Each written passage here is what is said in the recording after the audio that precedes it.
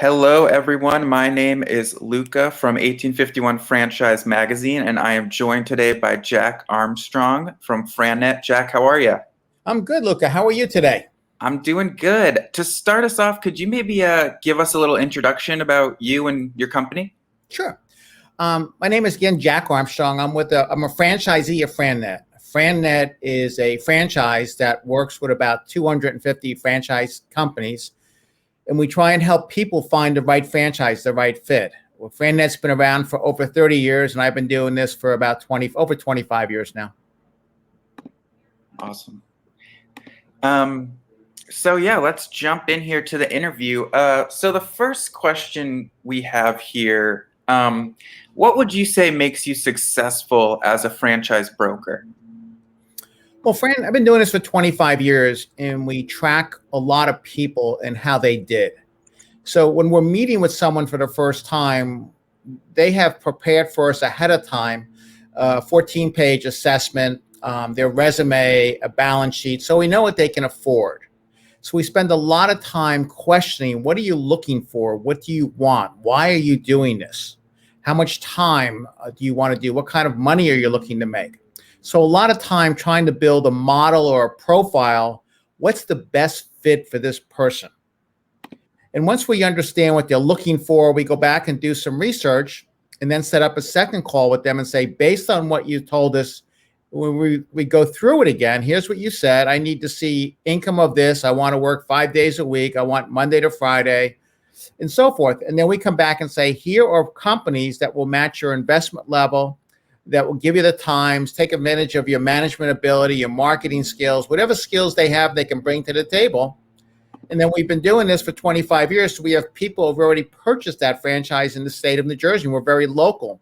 So most of our placements are in the state of New Jersey. So we help people in the state, and we can give them other names and references to start with to look at those franchises. Yeah, definitely. Yeah, building off that, what advice do you have for people who are wanting to become a franchise owner right now? I think they first have to look at what is the function of the owner? What is the owner's day like? What do they do when they get out of bed in the morning, and how they build the business? And then look at yourself and say, what do I really want? Is there a match here? And then we really encourage them to do a lot of research.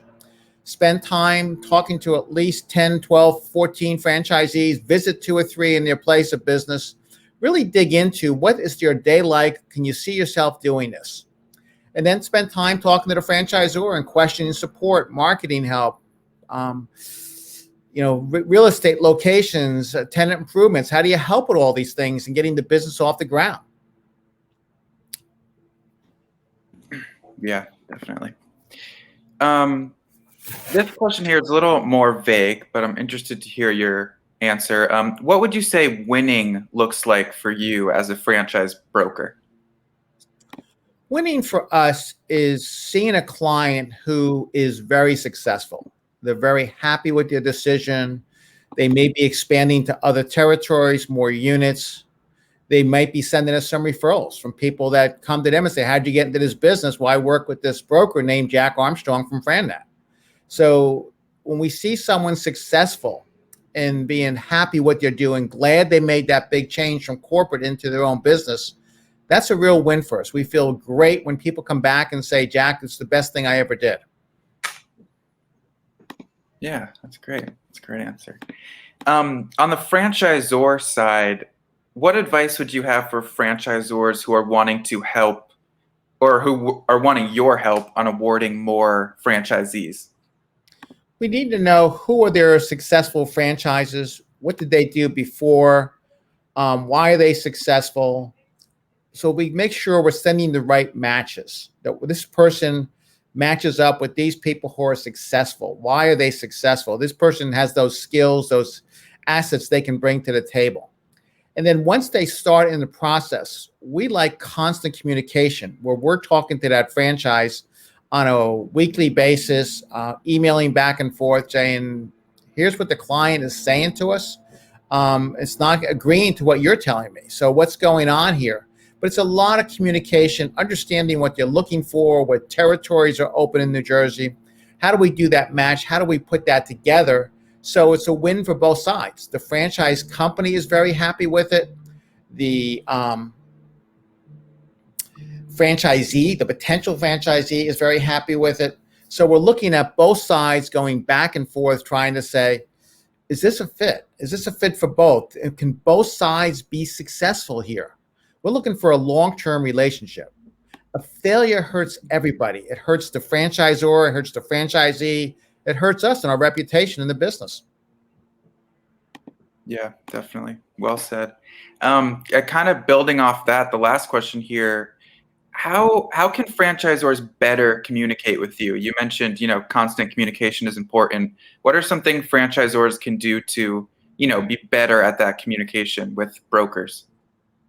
Well, FranNet is a franchise, and so they have to go through the process of being admitted to our inventory. And our inventory committee, headquarters down in Louisville, Kentucky, does a lot of research into the companies. They go through the FDD, they interview the owners, they look at the balance sheets, and they make sure it's a solid company before we start working with them.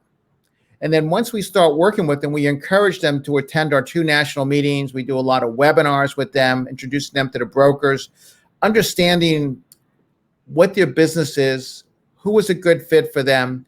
So we're going back and forth trying to say, this is a good fit for you.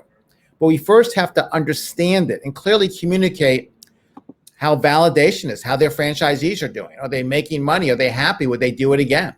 So we need to understand about the company to begin with. And then once we start working with them, the intense communication kicks in. Great. Awesome. Well, that was all of my questions. Thank you so much, Jack, for joining us today at 1851. Thank you very much, Luke. Have a great day. Enjoy the